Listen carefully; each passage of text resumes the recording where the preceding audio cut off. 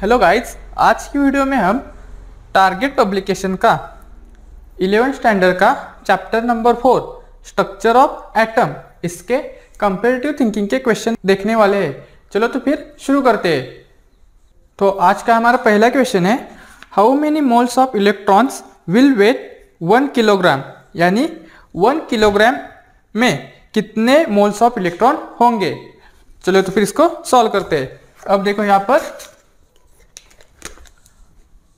First number question, हमें पता है कि 1 mole of electron is equal to होता है 6.023 इंटू 10⁻23 इलेक्ट्रॉन्स।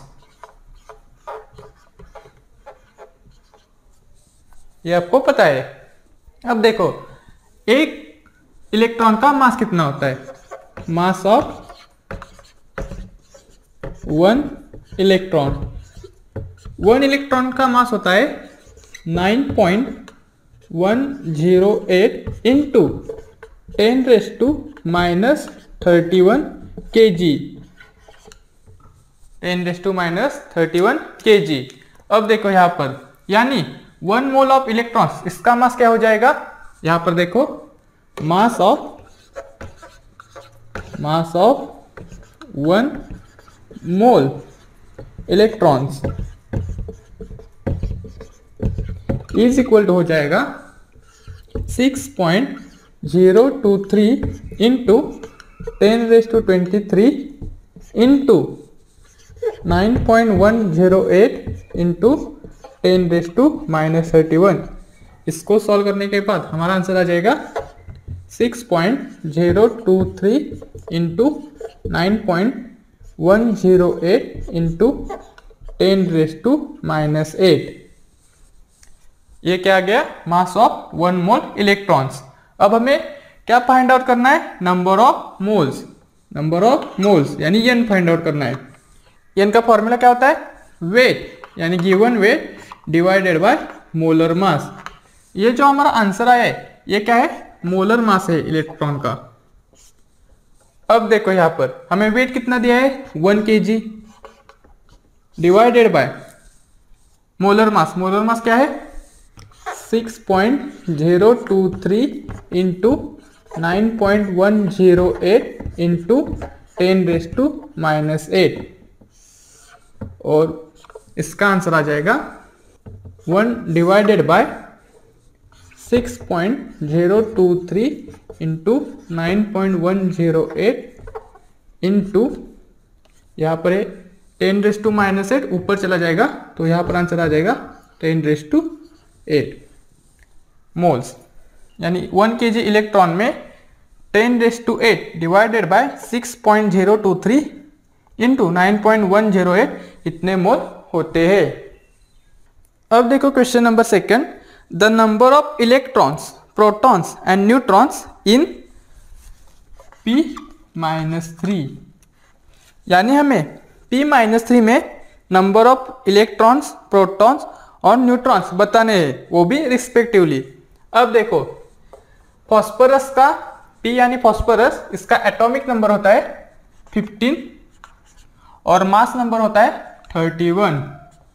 अब देखो यहां पर इलेक्ट्रॉन्स आएंगे। पहले हम इलेक्ट्रॉन चुकते हैं, इलेक्ट्रॉन्स। यहां पर देखो इलेक्ट्रॉन्स इज इक्वल टू होता है एटॉमिक नंबर, यहां पर मैं एटॉमिक नंबर माइनस चार्ज, उस पर कितना चार्ज है। अब देखो एटॉमिक नंबर क्या है फॉस्फोरस का, 15 माइनस चार्ज कितना है, -3, तो यहां से इलेक्ट्रॉन्स आएंगे 18। उसके बाद हमें क्या बताना है, protons. Protons always atomic number के इक्वल होता है, एटॉमिक नंबर। तो यहां से प्रोटॉन्स क्या आएंगे, 15। अब देखो उसके बाद हमें बताना है न्यूट्रॉन्स। न्यूट्रॉन्स इज इक्वल होता है mass number minus atomic number. यहां पर मास नंबर क्या है 31 माइनस एटॉमिक नंबर है 15, तो यहाँ से न्यूट्रॉन्स आएंगे 16। तो हमारे इलेक्ट्रॉन्स आ गए 18, प्रोटॉन्स आ गए 15 और न्यूट्रॉन्स आ गए 16। तो एक सा ऑप्शन है ऑप्शन नंबर सी। अब थर्ड नंबर का क्वेश्चन देखो, the energies E1 and E2 of two radiations are 25 electron volt and 15 electron volt respectively. The relation between their wavelengths that is λ1 and λ2 will be. यानी यहां पर देखो question number 3 में हमें E1 दिया है 25 और E2 दिया है, E2 कितना दिया है 15 इलेक्ट्रॉन होल, और हमें फाइंड आउट क्या करना है, λ1 एंड λ2 इसके बीच का रिलेशन, हमें इसके बीच का रिलेशन फाइंड आउट करना है। अब देखो, अब हमें E का फॉर्मूला पता है। E का फॉर्मूला क्या होता है, E इज इक्वल टू होता है 13.6 इलेक्ट्रॉन होल में इनटू Z² अपॉन N², और लैम्बडा का फॉर्मूला होता है E के फॉर्म में, लैम्बडा इज इक्वल होता है 0.529 इंटू N²Z। यानी यहां पर आप साफ साफ देख सकते हैं कि E यहां पर इनवर्सली प्रोपोर्शनल है N² के, और यहां पर लैम्बडा डायरेक्टली प्रोपोर्शनल है N² के। यानी आप ये समझ सकते हैं कि E इनवर्सली प्रोपोर्शनल होगा लैम्बडा के। E क्या होगा, इनवर्सली प्रोपोर्शनल होगा लैम्बडा के। यानी यहां पर आप देखो E1 बाय E2 क्या आएगा, λ2 बाय λ1। इसको हम सॉल्व करते हैं। E1 बाय E2 क्या आएगा, यहां से यहां पर देखो 25 by 50 is equal to λ2 by λ1। अब देखो यहां पर यह आएगा 1 by 2 is equal to λ2 by λ1। तो यहां से आंसर क्या आ जाएगा हमारा, λ1 इज इक्वल टू आ जाएगा 2λ2। यानी option number C, λ1 is equal to 2λ2। अब देखो question number 4, the emission spectrum of hydrogen discovered first and the region of the electromagnetic spectrum in which it belongs respectively are. यानी यह theory का ही question है, इसका direct answer आ जाएगा Balmer और विजिबल। यानी the emission spectrum of hydrogen discovered first, इसका आंसर आ जाएगा बाल्मर, और उसके बाद का आंसर यानी the region of the electromagnetic spectrum in which it belongs, और इसका आंसर आ जाएगा visible. Balmer series visible region में बिलोंग करती है, ये आपको पता ही होगा। अब क्वेश्चन नंबर 5 देखो, the series of lines present in the visible region of the hydrogen spectrum. यानी हमें बताना है कि कौन सी series of line hydrogen spectrum में विजिबल रीजन में है, यानी प्रेजेंट है। तो हमारा आंसर आ जाएगा यहां से बाल्मर। यानी बाल्मर लाइंस विजिबल रीजन में प्रेजेंट है। यहां पर ये आप ध्यान में रख लीजिएगा, यह सेंटेंस आप ध्यान में रख लीजिएगा। क्या है सेंटेंस, लाल बहादुर शास्त्री ने पाकिस्तान पर बॉम्ब फोड़ा। यानी लाल यानी लाइमन, बहादुर यानी बाल्मर, पाकिस्तान यानी पाचन, बॉम्ब यानी ब्रैकेट, फोड़ा यानी टिफन। ये आपको ध्यान में रखना होगा, यह एक ट्रिक है। लाइमन यानी अल्ट्रावायलेट रेडिएशन, बाल्मर यानी विजिबल, पाचन इंफ्रारेड, ब्रैकेट इंफ्रारेड, टिफन भी इंफ्रारेड है। अब देखो question number 6, which of the following series transition in the spectrum of hydrogen atom falls in the visible reason. यह क्वेश्चन भी 5 के सिमिलर ही है, इसका भी आंसर आ जाएगा बाल्मर सीरीज। यानी विजिबल रीजन में कौन सा सीरीज ऑफ लाइंस है, इसका आंसर आ जाएगा बाल्मर। अब देखो 7 नंबर का क्वेश्चन है, hydrogen spectrum gave a series of lines at 5r/36, 3r/16 and 21r/100 centimetre inverse. R यहाँ पर रेडबर्ग कांस्टेंट है इन सेंटीमीटर इनवर्स में। दिस लाइंस बिलोंग टू, यानी हमें यहाँ पर हाइड्रोजन स्पेक्ट्रम के सीरीज ऑफ लाइंस दिया है और हमें यह लाइंस किस सीरीज से बिलोंग कर रही है ये बताना है। अब देखो यहाँ पर हमें एक फॉर्मूला पता होगा 1/λ। इसका फॉर्मूला होता है z² r in bracket 1/n1² minus 1/n2²। यहाँ पर n1 फर्स्ट लाइन है और n2 सेकेंड लाइन है। यहाँ पर z एटॉमिक नंबर है और r रेडबर्ग कांस्टेंट है और लैम्बडा यह वेवलेंथ है। अब देखो यहाँ पर क्या बताया है हाइड्रोजन स्पेक्ट्रम में, यानी यहाँ पर z की वैल्यू हो जाएगी 1 और 1 का स्क्वायर 1 ही होगा। तो यहाँ पर हम फिर से लिखते हैं r in bracket 1/n1² minus 1/n2²। अब देखो अब हम बारी बारी से सॉल्व करते हैं। अब हम फर्स्ट लाइन लेते हैं यानी 5r/36। यहाँ पर देखो r in bracket 1/n1² minus 1/n2² is equal to आएगा 5r/36। यह क्वेश्चन हम हीट एंड ट्रायल्स मेथड से सॉल्व करेंगे, यानी ऑप्शन में से यहाँ पर वैल्यू डालते जाएंगे। अब देखो यहाँ पर पहली सीरीज है बाल्मर सीरीज। यहाँ पर देखो पहली सीरीज क्या है, बाल्मर सीरीज। आपको पता है कि बाल्मर सीरीज में n1 की वैल्यू होते है, n1 की वैल्यू 2 होती है और n2 की value 3, 4, 5 ...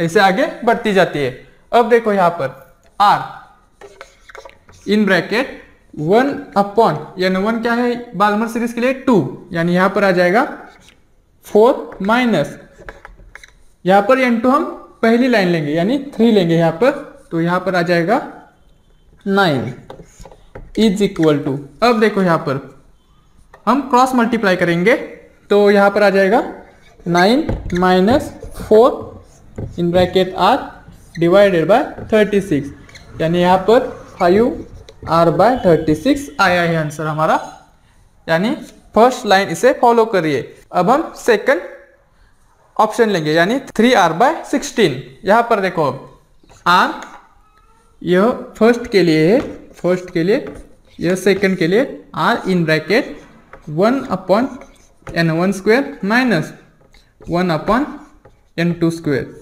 is equal to.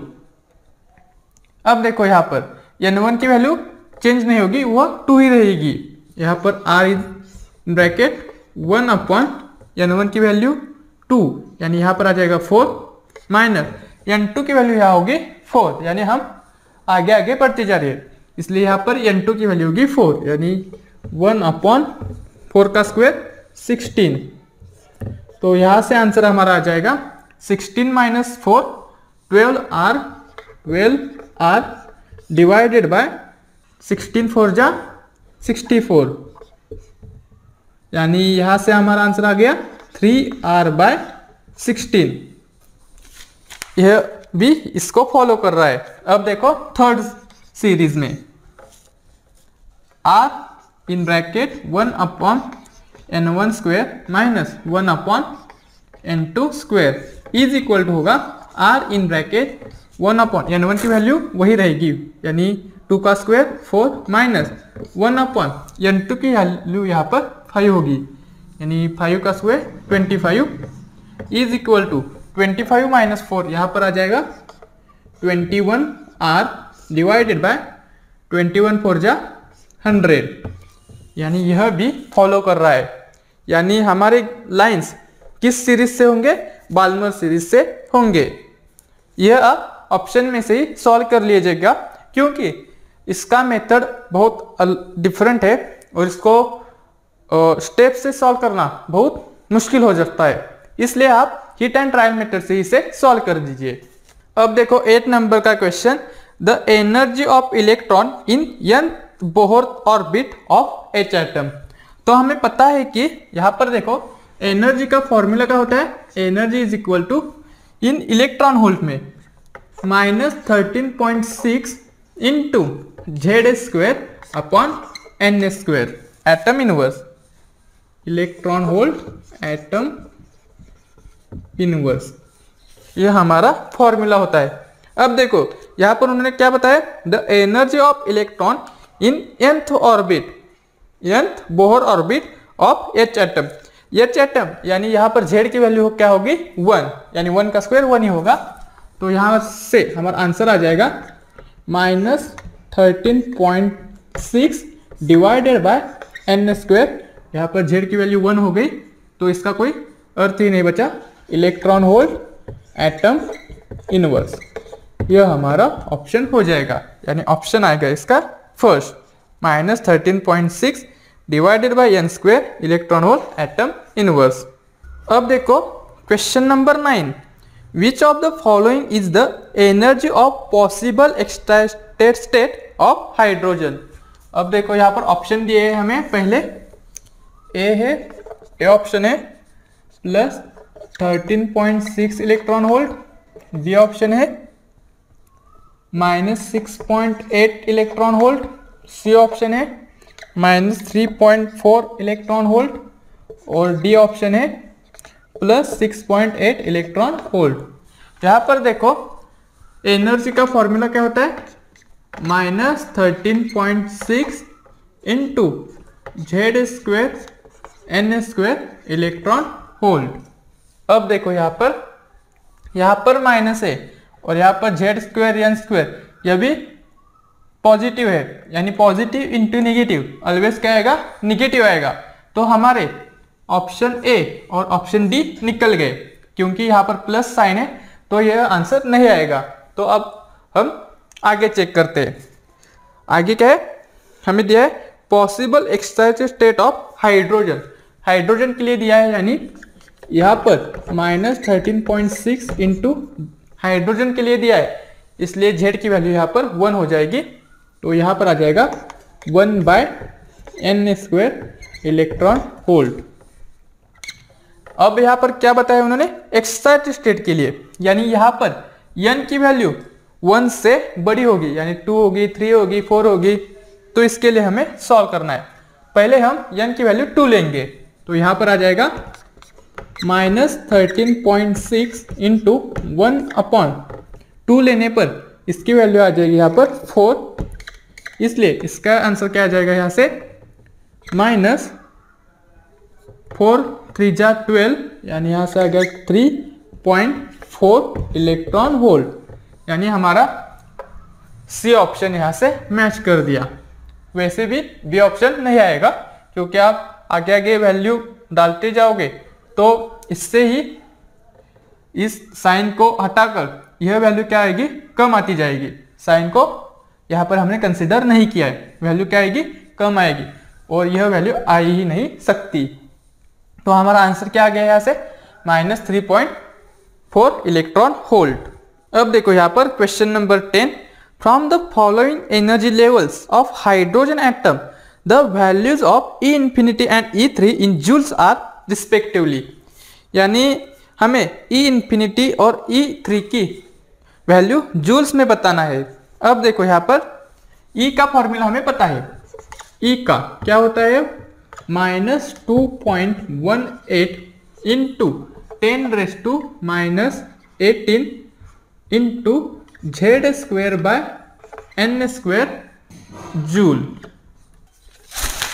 E का फॉर्मूला क्या होता है, -2.18 into 10⁻18 into z square by n square joule. यहाँ पर दिया है कि हाइड्रोजन एटम है, हाइड्रोजन एटम है, इसलिए यहाँ पर देखो फॉर्मूला क्या बनेगा, -2.18 into 10⁻18 upon n square joule. यहाँ पर जेड की वैल्यू 1 होगी। अब देखो यहाँ से E1 क्या है, -2.18 इंटू 10⁻18 जूल। तो यहाँ से n की वैल्यू क्या आएगी, n की वैल्यू आएगी यहाँ पर 1, पहले के लिए n की वैल्यू आएगी 1, अब दूसरे के लिए सॉल्व करते हैं। दूसरे के लिए देखो यहाँ पर -2.18 into 10⁻⁻18 upon n square is equal to क्या है -0.545 इंटू 10⁻⁻18। तो यहाँ से देखो 10⁻⁻18 निकल गया और यहाँ से मेरे ख्याल से n स्क्वेयर की वैल्यू आ जाएगी 4 और n की वैल्यू आ जाएगी 2। n की वैल्यू क्या आ गई 2। अब देखो यहाँ से अब हम E3 निकालेंगे इसी की मदद से। E3 क्या आएगा यहाँ से E3 इज इक्वल टू आ जाएगा -2.18 इंटू 10⁻⁻18 अपॉन E3 यानी n की वैल्यू यहाँ पर क्या आ गई 3 यानी यहाँ पर आ जाएगा 9, 3 का स्क्वायर 9 इज इक्वल टू, हम इसे सॉल्व करेंगे तो हमारा आंसर आ जाएगा -0.242 इंटू 10⁻⁻18 जूल। यहाँ पर देखो -2.18 into 10⁻⁻18 upon 9 is equal to क्या गया -0.242 इंटू 10⁻⁻18 जूल। ये आप कैलकुलेशन कर लीजिएगा, ये आपको आता होगा, सिंपल कैलकुलेशन है। अब देखो यहाँ पर E infinity is equal to -2.18 into 10⁻⁻18 divided by infinity का स्क्वायर।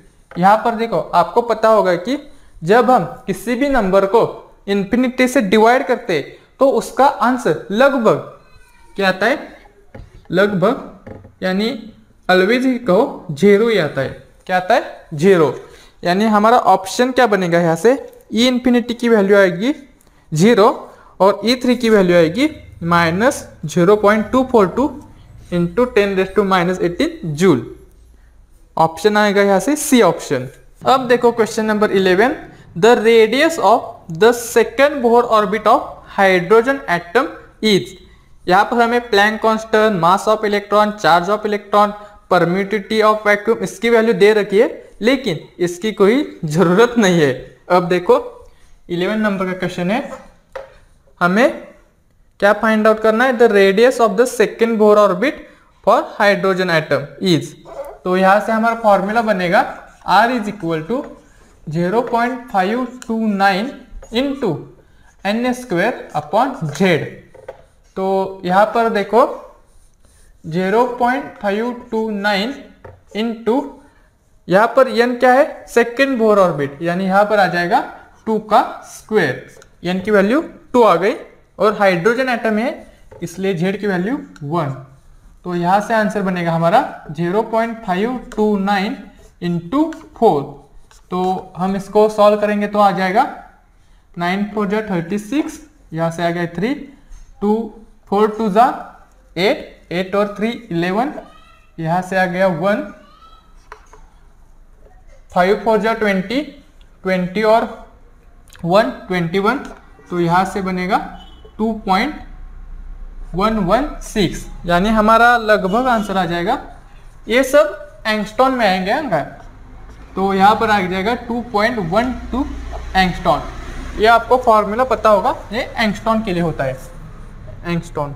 अब देखो question number 13, as per de Broglie's wavelength formula microscopic particle of mass 100 gram and moving at a velocity 100 centimetre per second will have a wavelength of. यानी हमें क्या क्या दिया है, यहाँ पर मास दिया है, मास कितना दिया है 100 ग्राम, इसको हम केजी में कन्वर्ट करें तो आ गया 0.1 kg, और यहाँ पर हमें वेलोसिटी दी है वो कितने 100 सेंटीमीटर पर सेकंड, उसको हम मीटर पर सेकंड में कन्वर्ट करें तो यहाँ पर आ जाएगा 1 मीटर पर सेकंड, और हमें फाइंड आउट करना है वेवलेंथ। तो यहाँ से फॉर्मूला बनेगा lambda is equal to h upon m we.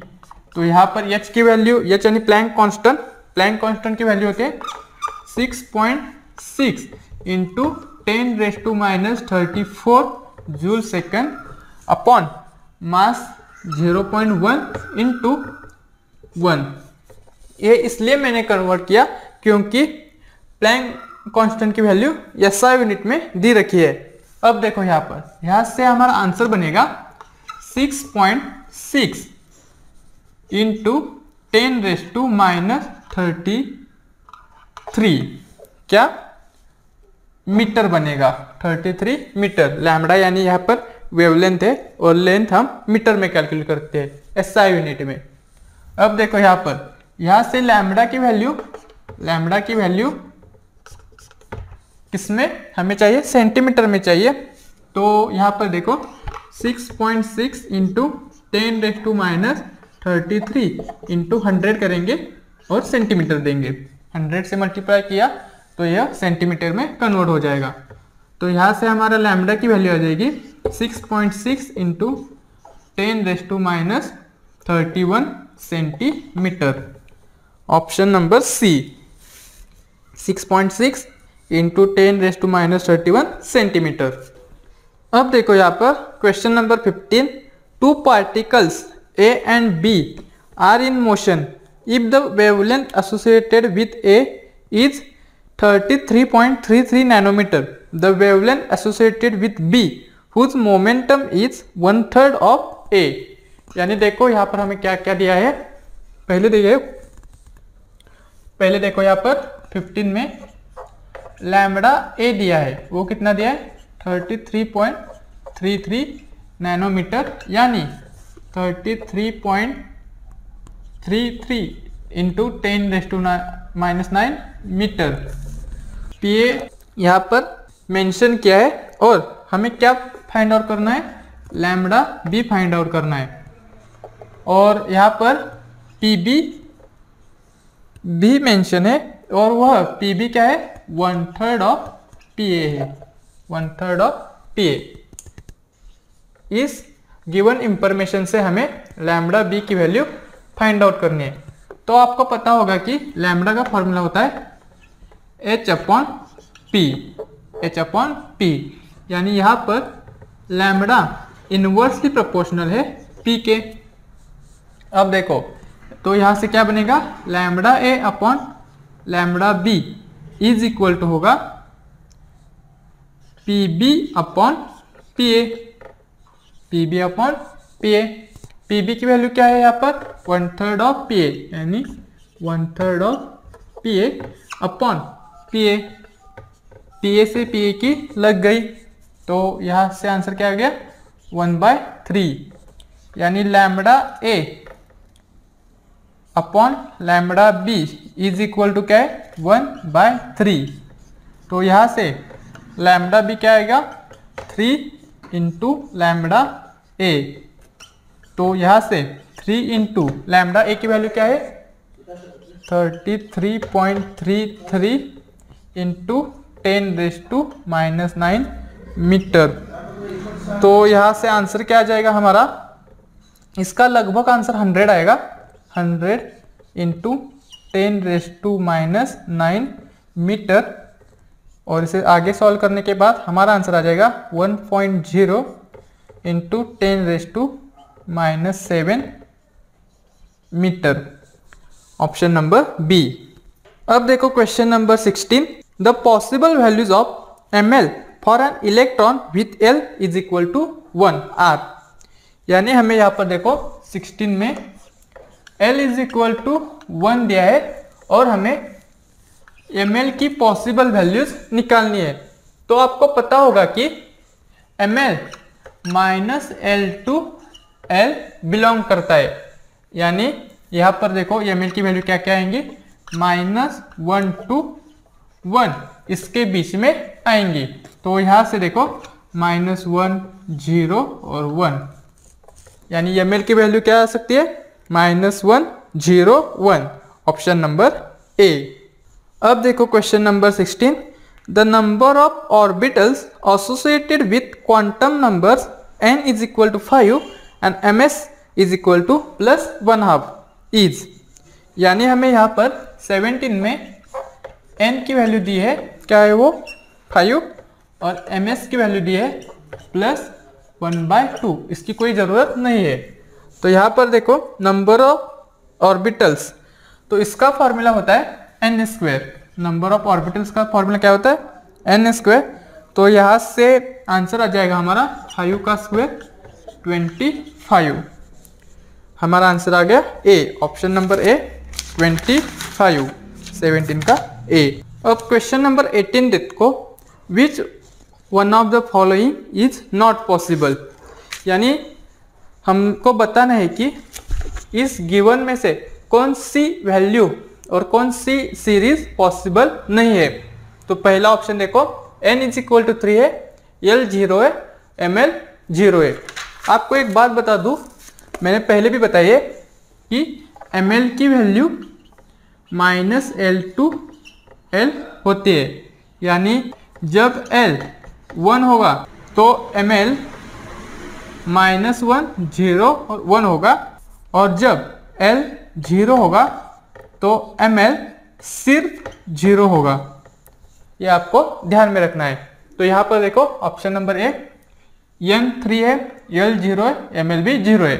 Option A correct है इस वजह से। अब देखो यहाँ पर बी ऑप्शन में n की वैल्यू 3 है, l 1 है और ml -1 है। ये ऑप्शन करेक्ट है क्योंकि यहाँ पर देखो, यहाँ पर भी वैसा ही है। अब देखो यहाँ पर देखो ऑप्शन डी में देखो, पहले n 2 है, l 1 है और ml 0 है। n 2 है, l क्या है 1 है और ml 0 है। ये यहाँ से मैच कर रहा है, यानी ऑप्शन डी भी सही है। अब ऑप्शन सी देखो, यहाँ पर n की वैल्यू 2 है, l 0 है और ml -1 है। ये तो पॉसिबल ही नहीं हो सकता क्योंकि l की वैल्यू -l to l तक होती है। जब l की वैल्यू 0 होगी तो ml की वैल्यू सिर्फ 0 होगी, वो -1 नहीं हो सकती। यानी यह ऑप्शन हमारा गलत है। यही ट्रिक यहाँ पर भी अप्लाई होती है। तो यहाँ पर देखो n4 l 0 ml 0 ms -1/2।